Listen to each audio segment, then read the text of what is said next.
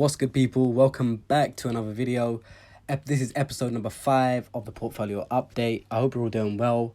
First of all, I'd like to say a huge thanks to everyone that has subscribed to the channel. Welcome to all of the new people. Thank you for subscribing. I hope you guys stay. I hope you guys enjoyed the videos. And yeah, thanks for joining. So we do have quite a lot to talk about in this video. A lot has happened this week. It's honestly just been a crazy week. First of all, oil prices, as you guys might know, for the first time in history, oil prices went negative. Like that's insane. The exact price that they fell to was $37.63. That's just insane. Honestly, think like essentially what it means is that suppliers or producers of oil were having to pay buyers to take oil, essentially, because they were producing so much oil that they just didn't have enough storage to store it all. So yeah, that's that. But since then, the WTI crude soared 65% in less than 2 days. So yeah, the market is just, the oil market alone has just been very volatile. So if we then move on to the stocks and some of the, some of the biggest movers in the portfolio, again, as you can see, AMD is up massively. We are slightly down from the previous portfolio, but even then, in the week, although it hasn't done too well, as you can see, I'm up by £37.65 or a whopping 25.95% still. So yeah, that's crazy. I've tried to look for some news on AMD, but I didn't really find anything that sort of indicated as to why the stock was doing so well, apart from the fact that, it is a stay-at-home stock in the sense that as everyone started working from home, companies were buying laptops and etc., and many of these would have had AMD chips, so I assume that could be a reason. Then we have Airbus. Now, Airbus hasn't done too well this week. As you can see, I am down by £15.46 or 7.82%. It hasn't done too well. Again, I couldn't really find too many news articles about why it hasn't done too well this week. I assume it is just because of, the whole market that we're in. And again, there's a lot of uncertainty. I did read some stuff about many airlines cancelling their Airbus orders. So yeah, that I think was a reason. I forgot which company it was, but I will leave that article down in the description if I can find it. Then we have Google. Google this week has done not too well, but because of my low average cost, I'm up by £13.78 or 7.2%. Again, this week it's been very weird. The market, we've been up and then we've been down. So yeah, there hasn't really been too much sort of movement, if that makes sense.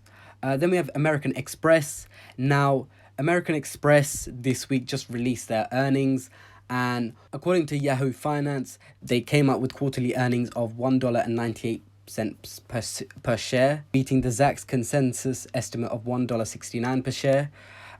So yeah, but I think the reason why their share price has moved down this week is because they missed revenue estimates. So yeah, that's that, which is why I'm down by £8.57 or 4.10%. As you can see, I've also increased my holding into American Express just to take advantage of that lower price. So yeah, that's that. Then we have Apple. Apple hasn't, they haven't really moved too much over the week.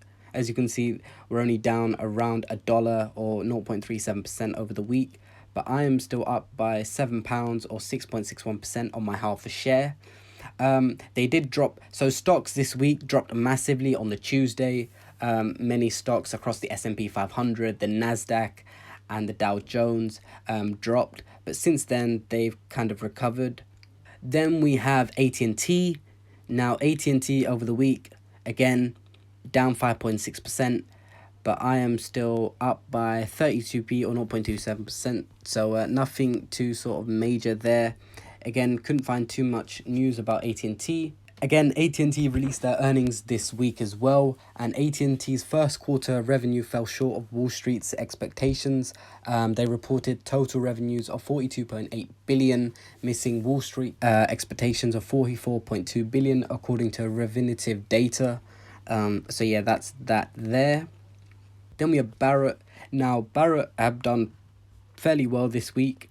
I'm up by £10.65 or 11.4%. Again, not too much news. I did read an article saying that they've furloughed approximately 85% of their staff, which obviously isn't good, but yeah, that's that there. Then if we move on to Facebook. Now, Facebook has done fairly well this week. I'm up by £12.25 or 8.55%, and they're expected to release their earnings on the 29th of April. So yeah, that's that there. Then if we move on to Johnson & Johnson. Now, this stock hasn't moved too much this week, but I'm still up by a decent amount, £6.78 or 12.15%. So yeah, that's that there. Then if we move on to Legal & General. Now, Legal & General haven't done too well this week, and I believe that is because we've just passed their ex-dividend date. We usually see this, but when a company has gone past its ex-dividend date, the stock price usually moves down just because a lot of people sell. I've also decided to increase my position in Legal & General and bought an additional 15 shares, and currently I'm down around £17.66 or 6.8%. Then if we move on to MasterCard, still got the 0.25 shares, and again, they haven't moved too much this week, which is why I'm only up by 28p or 0.454%. So yeah, that's that there. Then we have Microsoft. Now, Microsoft, for me, they've done very well, and that's again because of my low average cost, which is why I'm up by £9.90 or 7.6%. Again, they haven't moved too much this week. They're only down by 3%. Then we have Nike. Again, Nike haven't moved too much this week. I'm still up by £3.80 or 5.6%. And Nike released their earnings quite a while back. So yeah, I don't really think that's had too much of an impact, to be honest. Then we have Realty Income. Now, as you can see, Realty Income are down over the week by 3.7%, and I'm still up by 41p or 0.25%. As you can see, I've increased my position in Realty Income to now 4 shares. Again, this is a very good dividend aristocrat. It pays a monthly dividend of, I think, 15p per share. So yeah, that's that there. Then we have Royal Dutch Shell. Again, Shell, I've actually done quite well considering everything that's going on, but I am still down £2.54 or 1.84%.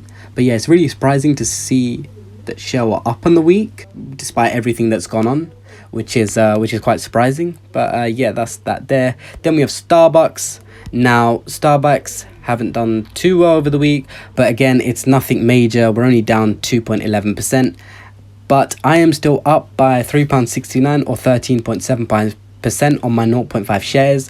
I do hope that Starbucks goes back down again, just because I would like to increase my position. Then we have Visa. Again, Visa haven't done too well over the week, and I'm only down around 6p or 0.04%. Finally, we have Walt Disney.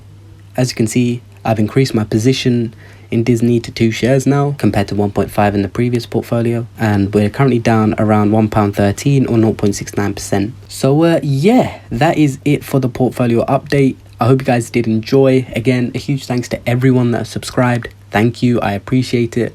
And yeah, let me know in the comments below what you think. But yeah, thank you guys for watching, and I'll see you all in the next one.